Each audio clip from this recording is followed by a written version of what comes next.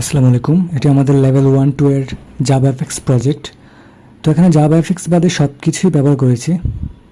তো এটা হচ্ছে prompting based tutor routine system, যেখানে আসলে যে কোনো একটা প্রম্পট দিলে সে অনুযায়ী রুটিন সেট হয়ে যাবে, সেটা ডিলিট করা যাবে। তারপর হচ্ছে পার্সোনাল টাস্কে হচ্ছে পার্সোনাল রুটিন সেট করা থাকবে। আর ক্লাস রুটিন হচ্ছে এমন একটা বিষয় যেটা আসলে এক্সট্রাক্ট করে 3 মাসের জন্য হচ্ছে প্রতিটা ডেটে সেট করে দেওয়া যায়। এবং এখানে আসলে আমি দেখতে পাচ্ছি কমপ্লিটেড টাস্ক কোনগুলা, ব্যাকলগ কোনগুলা। তো এখানে যদি আমি অন্য কিছু লিখি, যেমন today I have to go to in a seminar 3 PM, লেখার পরে যদি রুটিনে ক্লিক করি, তারপরে দেখা যাবে যে আসলে এটা অটোমেটিক্যালি সেমিনার 3 PM এরকম একটা পার্সোনাল টাস্কে চলে এসেছে। এবং এখানে আসলে সেগুলো আসলে অবশ্যই চাইলে এডিট করা যাবে, ক্লিক করলেই হবে, এডিটের অপশন চলে আসবে। একইভাবে আসলে আমরা চাইলে সেগুলোকে ডান ক্লিক করতে পারি, যেগুলো ব্যাকলগ হিসেবে আছে সেগুলোকে রিশিডিউল করতে পারি। তো এইভাবে হচ্ছে আমাদের এই রুটিন সিস্টেমে কাজ করে। ইভেনচুয়ালি সকল ধরনের অপশন অ্যাভেলেবেল আছে। একইভাবে এখানে আমরা চাইলে হচ্ছে ডান করতে পারি অথবা ডিলিট করতে পারি। তো এখানে আমি রুটিনগুলো ডিলিট করতেছি। একইভাবে এই পার্টে আমরা দেখতে পাচ্ছি যে নোটিশ, যেগুলো একইভাবে প্রম্পটিংয়ের মাধ্যমে আনা যায় অথবা হচ্ছে ম্যানুয়ালও সেট করা যায়। তো আমাদের এখানে চাইলে হচ্ছে সিরি ডিটেলস সেট করা যেতে পারে। আমি চিন্তা করতেছি স্টুডেন্টস কমিউনিটি নিয়ে, বাট এটা আসলে একটি কোম্পানির এমপ্লয়ি এবং বস রিলেটেড কোঅপারেশনের ক্ষেত্রে বেশি কাজে আসে, কিন্তু আপাতত প্রজেক্ট হিসাবে স্টুডেন্টদের জন্যই তৈরি। তো একইভাবে সব কিছুই এডিট করার অপশন আছে। ল্যাব ডিটেলসও চাইলে হচ্ছে এডিট করা যেতে পারে, এবং সেই এডিটেড সব কিছুই হচ্ছে স্টুডেন্টস কমিউনিটির কাছে যাবে, যেহেতু এটা কমিউনিটি বেসড। তো একইভাবে এখানে হচ্ছে ব্রডকাস্ট করা যায় যে কোনো একটা নোটিশ, যেমন টুডে ক্লাস ক্যান্সেলড। যাই লিখি সেটা হচ্ছে এআই বুঝে হচ্ছে অনেক সুন্দরভাবে উপস্থাপন করে দেবে এবং একইভাবে নোটিশে চলে আসবে। তো এই ক্ষেত্রে আসলে আমরা অফলাইন এআই ইউজ করতেছি, যেটা হচ্ছে অনেকটা ক্লাউড বেসড না, লোকাল যে স্টোরেজ আছে সেটা ব্যবহার করে করা হচ্ছে। এবং আমরা চাইলে ক্লাস অফ করতে পারি, এবং ক্লাস অফ এক দিনের জন্য করা যেতে পারে অথবা কোনো একটা ডিউরেশনের জন্যও করা যেতে পারে।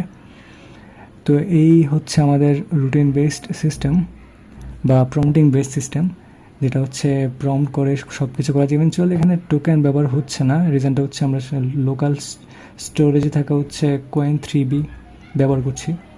তো যে কারণে আসলে চাইলে সারাদিন প্রম্পট করতে পারবো। আর পরবর্তীতে আসা হচ্ছে আমাদের এই পার্টে। তো এই পার্টে দেখব কিছু প্লাগইনস, তার মধ্যে আছে এআই কোড পাইপলাইন। সেখানে যে কোনো একটা প্রবলেম দিলে সেটি প্রায় 7 থেকে 8টি স্টেজে ভাগ হয়ে যাবে এবং তার হচ্ছে ডিটেলস আসবে, যেমন হিউম্যানাইজ করা থেকে শুরু করে ট্যাক্স অ্যান্ড সিমিলার এক্সপ্লেইন করা এবং যদি ট্রান্সলেট করা, সেটা C++ বা জাভা স্ক্রিপ্ট এসবে হচ্ছে ট্রান্সলেট করা যেতে পারে। তার পরবর্তী হচ্ছে ফাংশন কমপ্লেক্সিটি, সব কিছু বের হয়ে আসে। এবং এটা করার রিজনটা হচ্ছে যে এখানে যেহেতু লোকাল স্টোরেজ LM ব্যবহার করা হচ্ছে এবং ওরা খুব একটা পারফেক্টলি অ্যান্সার করতে পারে না, তো সেই হিসাবে তাদেরকে হচ্ছে একটা স্ট্রাকচার ওয়েতে রাখা। এইখানে আসলে আমরা এআই কোয়েশ্চেন ব্যাংক জেনারেটরের চিন্তা করতেছি যে কোয়েশ্চেনগুলোকে আলাদা করতে পারে কিনা। তো এটা করা সম্ভব, এটাও ইজিলি করা সম্ভব। কোয়েশ্চেন হচ্ছে সে খুব সহজে আলাদা করতে পারে। ইভেনচুয়ালি PDF জাভাতে যে এক্সট্রাক্ট করা আছে PDF কনভার্টার, সেটা দিয়ে হচ্ছে আমরা চাইলে PDF বানাইতে পারি, সেটা ডাউনলোড করতে পারি নিজস্ব স্টোরেজের মধ্যে। তার পরবর্তীতে আসে হচ্ছে আমাদের প্লাগইনসের মধ্যে কোয়েশ্চেন ব্যাংকের পরে প্রনির এআই। সো আচ্ছা, আমি আরেকটা কোয়েশ্চেন ব্যাংক সেট করতে পারি, যেটা হচ্ছে যে লেকচার 13কে নিয়ে।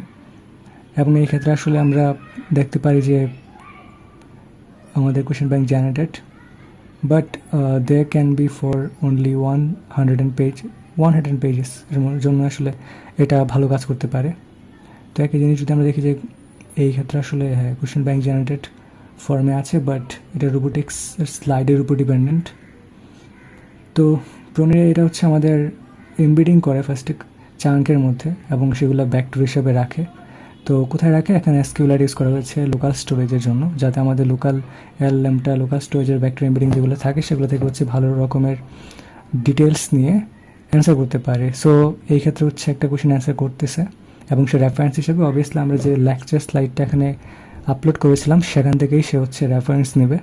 এবং এই এমবেডিং করা যে আমাদের হচ্ছে ভেক্টর বা চাঙ্ক আছে সেগুলো হচ্ছে অটোমেটিক্যালি ডিলিট হয়ে যায়। এআই রিসোর্সের মধ্যে ল্যাটেক্স স্টুডিওর মধ্যে যে ক্যাটেক্স ইউজ সেটা সবাই মোটামুটি করে, এবং এটা আসলে একটা টুলস, এবং এটাকে আমি এখানে প্রতিস্থাপন করেছি। তো আমরা চাইলে যে কোনো একটা পিডিএফ এনে সেটাকে চাইলে হচ্ছে আপলোড করতে পারি। আপলোডেড পিডিএফগুলো সবসময় টেলিগ্রামে চলে যায়, টেলিগ্রাম বট হচ্ছে টেলিগ্রাম চ্যানেলের মধ্যে আপলোড করে, এতে করে আমরা একটা স্টোরেজের হ্যাক পাই। কমিউনিটি পার্টে আসলে এক্সপ্লোরার, এবং আমাদের সিস্টেমটা হচ্ছে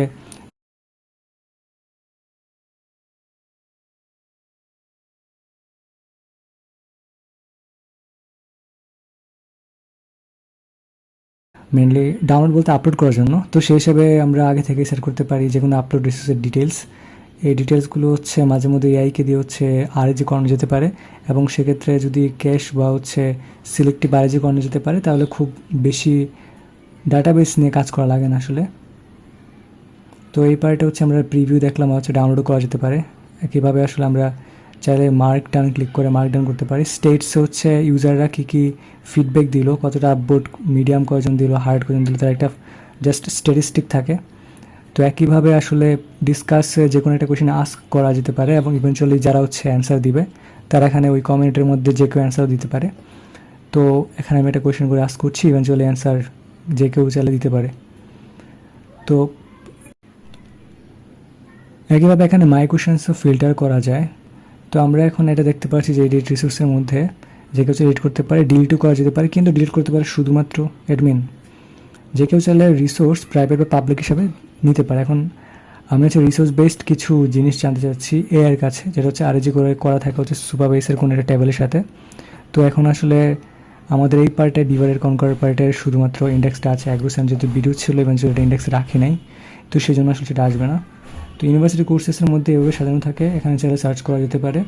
বাট রিসোর্সে সার্চ করলে তো খালি, কিন্তু আমরা এক্সপ্লোরের মধ্যে সার্চ করলে ইভেন্চুয়ালি এক্সপ্লোর থেকে ইজিলি যে কোনো কিছু পেতে পারি। তো আমরা এখন দেখতে পারি যে যে কোনো একটা কোর্স কীভাবে অ্যাড করা যায়। ফর এক্সাম্পল CSE 107 এই কোর্সটা হচ্ছে অ্যাড করা যেতে পারে। টপিক নেম হচ্ছে এখানে গিয়ে হচ্ছে অপশন সিলেক্ট করে হচ্ছে রাইট বাটন সিলেক্ট করে হচ্ছে টপিকে আসতে হয়। এখানে আমি যে কোনো টপিক নিতে পারি, যেমন আমি এখানে নিতে পারি হচ্ছে চাইলে নেটওয়ার্কিং নিতে পারি। এখন আমি চাইলে এখান থেকে নেটওয়ার্কিংয়ের মধ্যে যে কোনো রিসোর্স আপলোড করতে পারি বা ডিলিট করতে পারি। যদি কোর্স ডিলিট করতে চাই, যা করা সম্ভব, মানে যা করতে চাই সব করা সম্ভব।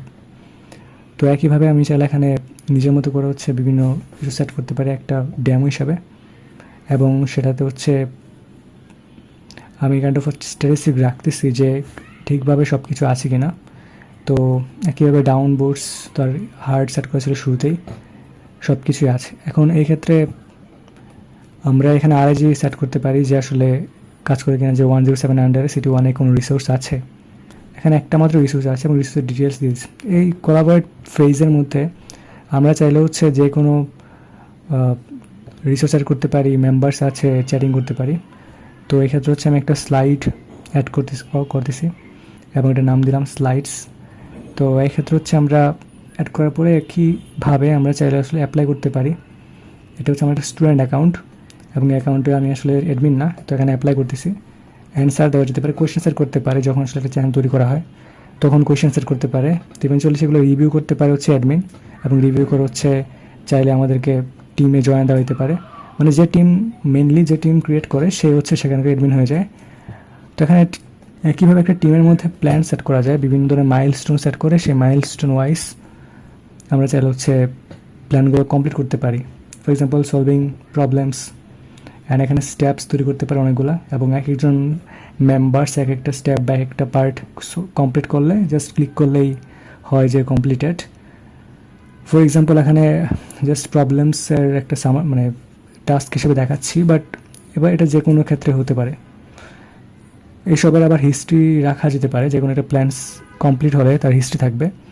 আর আমরা দেখলাম যে স্লাইডস পার্ট, হ্যাঁ স্লাইড পার্টগুলো যেহেতু টেলিগ্রামে আপলোডেড থাকে, জাস্ট আইডিটা পাওয়ার পরে তার ডাউনলোড লিঙ্ক ইনস্ট্যান্টলি জেনারেট করা যায়, বাট নর্মালি কোনো কনস্ট্যান্ট ডাউনলোড লিঙ্ক থাকতে পারে না। তো এটা দেখতে পাচ্ছি এখন সেম টাইমের মধ্যেই পাওয়া স্লাইডস আর পিডিএফ।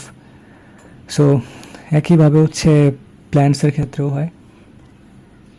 তো আমরা দেখতে পারি যে ইসে পার্টের মধ্যে আমরা চাইলে হচ্ছে লিড কোড, কোড ফোর্সেস এসব থেকে অ্যাকাউন্ট থেকে এপিআই ইউজ করে ওইখানকার ডিটেলস নিয়ে আসতে পারি। যেমন ডেভ পোস্টের ক্ষেত্রে কয়টা হ্যাকাথন প্রজেক্ট করা হয়েছে, তো এটা আমার সেকেন্ড অ্যাকাউন্টের মধ্যে কোনো হ্যাকাথন প্রজেক্ট নেই। একইভাবে আসলে কোনো অ্যাকাউন্ট দেওয়া নেই, কিন্তু দেওয়া হলে মানে অ্যাকাউন্টের ডিটেলস বা হচ্ছে আইডি দেওয়া হলে এটা পুরোপুরি অ্যাক্টিভ বা ফাংশনাল, ইভেনচুয়ালি সব ডিটেলস চলে আসে। আবার আমরা চাইলে এখানে যে কোনো একটা প্রজেক্টের ডিটেলস, মাইলস্টোন এড করা, তারপর হচ্ছে কী কী কে কোন টাস্ক করতে যাচ্ছে বা নিজে কোন টাস্ক কতদিন কমপ্লিট করতে যাচ্ছি। আর এ আর্কিটেক্টে হচ্ছে ডিপেন্ড করে হচ্ছে যদি আমি কোনো এপিআই কি ইউজ করি তাহলে হয়তো ওই এআই আর হচ্ছে ব্রেইন এখানে চলে আসতে পারে। যাই হোক, এই পার্টে হচ্ছে অ্যাডমিন এর কিছু পাওয়ার থাকে। অ্যাডমিন চাইলে হচ্ছে চ্যানেল মার্জ করতে পারে। ফর এক্সাম্পল দুইটা ডিপার্টমেন্ট বা দুইটা চ্যানেল চাইলে মার্জ হতে পারে, এবং এই মার্জ করার কিছু রুলস আছে, ওই রুলসগুলো অ্যাডমিন ট্যাবে পালিত হয়। তারপর আসে সোশ্যাল ট্যাব। তো সোশ্যাল ট্যাবে জাস্ট সোশ্যাল মিডিয়ার কিছু ভালো জিনিস হচ্ছে কপি করলাম বা ক্লোন করলাম। যেমন থ্রেড পার্ট ক্লোন করা যেতে পারে, ওই পার্টে হচ্ছে অনেক কিছু সেভ রাখা যায়, রিসোর্স হচ্ছে একাধারে সেভ করা যায়, নিজস্ব থ্রেডও সেভ করা যায়। আর হচ্ছে পাবলিক চ্যাট আর হচ্ছে 1x1 চ্যাট বা 1-on-1 চ্যাট, ওইটাই যেখানে আসলে রিকোয়েস্টের বিষয় থাকে, যে রিকোয়েস্ট অ্যাকসেপ্টেড হলে তাহলে হচ্ছে 1x1 1-to-1 চ্যাট করা যেতে পারে। তারপর হচ্ছে যে কোনো একটা পাবলিক চ্যাটের মধ্যে পুল হচ্ছে ভালো একটা বিষয়, যে আসলে পুল সেট করাটা উচিত। এতে করে অ্যানিমাসলি পুল দ্বারা হচ্ছে সিলেক্ট করা বা হচ্ছে অ্যান্সার করাটা সহজ হয়। আর যেহেতু ওই সকল স্টুডেন্টসরাই আসলে এই একটা ওয়ার্ক প্লেসের মধ্যে আছে, তো এখানে ফ্রড করার কোনো চান্স থাকেই না, ইভেনচুয়ালি অ্যানোনিমাসলি দেওয়াটা সহজ হয়ে যায়। তো এই মেন্টরশিপ পার্টে হচ্ছে কোনো একটা ডাউট চাইলে হচ্ছে আস্ক করা যায়, যে কেউ ডাউট আস্ক করতে পারে, তার সলিউশন যে কেউ চাইলে দিতে পারে। তো এখানে আমি একটা ডাউট আস্ক করে দেখতেছি, আর এটার সলিউশন হচ্ছে এখানে দেওয়া যায়, এবং সলিউশনটা কোনটা বেস্ট ওটাকে ক্লিক করে বেস্ট সলিউশন মার্ক করা যায়। ফর এক্সাম্পল এখানে মার্ক অ্যাজ বেস্টে ক্লিক করলে এটা হচ্ছে বেস্ট সলিউশন, সো তখন আসলে আর কেউ অ্যান্সার করতে পারে না। আর এটা হচ্ছে স্টাডি রুম।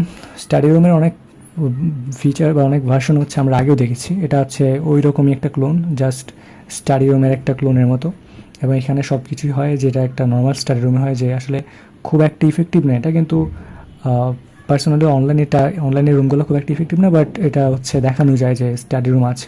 তো এই পার্টে যদি মিনিট কাউন্টডাউন থাকে আমি চাইলেও কোনো ট্যাবে সুইচ করতে পারবো না। আর ফোকাস স্কোর হচ্ছে এটা ডিপেন্ড করে হচ্ছে আমাদের এজেন্টের উপরে। আমি যদি চ্যাটিং করি তাহলে আমার ফোকাস স্কোর কমে যাবে, আমি যদি সময় ধরে রাখতে পারি তাহলে আমার ফোকাস স্কোর অটোমেটিক্যালি বাড়বে। যেমন এখানে ফোকাস স্কোর স্টার্ট হয়েছে আমি চ্যাটিংটা অন করার পরে 20, যেটা খুবই কম। তো একেবারে এখানে একটা অ্যানালিটিক্স লিটার বোর্ড হচ্ছে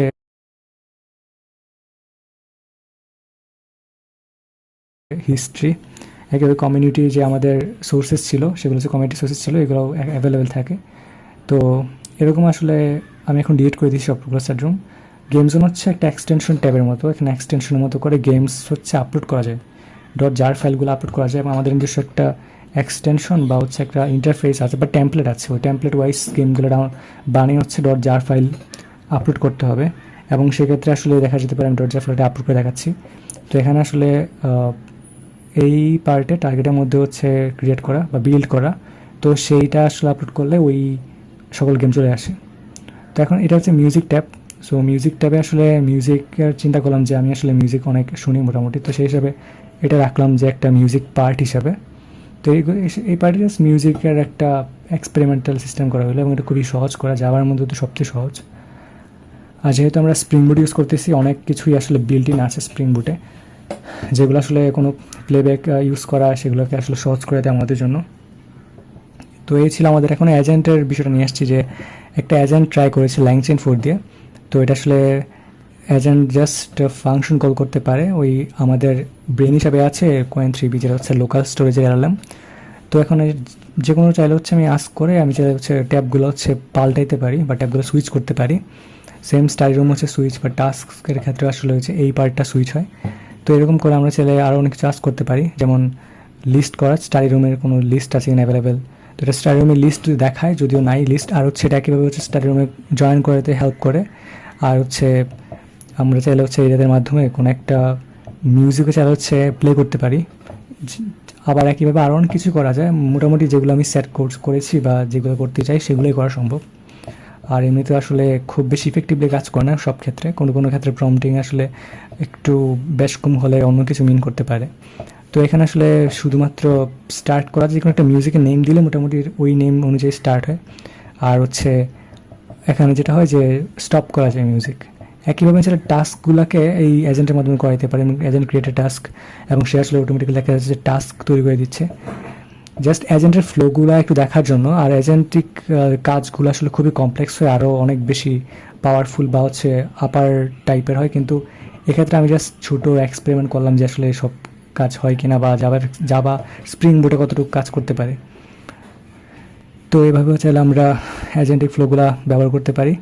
এখানে যদি বলি যে নোটিস তৈরি করতে, তো আসলে একটা দেখতে পাবো যে নোটিস আমি আগে একটা প্রম্পট দিয়েছিলাম, তার নোটিসটা আসলে অ্যাজ ওয়েল আমি যদি দেখি, আসলে এখন জাস্ট একটু আগে প্রম্পটটা দিলাম, যদিও আসলে অনেক ক্ষেত্রে এটা দেরিও করতে পারে, ডিপেন্ড করে বাফারিংয়ের উপরে। এবং এক্ষেত্রে দেখা যাচ্ছে যে আচ্ছা আরেকটা দিয়ে, ও ঠিক আছে, আরেকটা হচ্ছে অ্যাড হয়ে গেছে। এই পার্টটা হচ্ছে চ্যাট মডেলসের জন্য। তো এখানে আমি দেখলাম যে ওপেন রাউটার, বা আবার কোনো কোনো ক্ষেত্রে হচ্ছে open router, Cloudflare and hugging ফেসের অনেকগুলো মডেল ফ্রি থাকে। তো সেগুলো হচ্ছে এখানে আনা ট্রাই করেছি, যেগুলো ফ্রিতে সাস্টেনেবলি বা হচ্ছে বলা যায় যে যথেষ্ট স্টেবল, সেগুলো ফ্রি হিসাবে স্টেবল। পার্টে দেখতে পাই যে ম্যাকার ফেজের কিছু অ্যাকাউন্ট স্ক্রল করলাম, যে চাইলে হচ্ছে আমরা ম্যাকার বা হচ্ছে ওই টাইপের ওয়ার্ক প্লেসের আরও অ্যাকাউন্ট থাকতে পারে, যারা আসলে নিজের মতো করে একটা রুম তৈরি করতে পারে এবং সেই রুমে আসলে নিজেরা কাজ করতে পারে। So that was our project. Thank you so much for watching.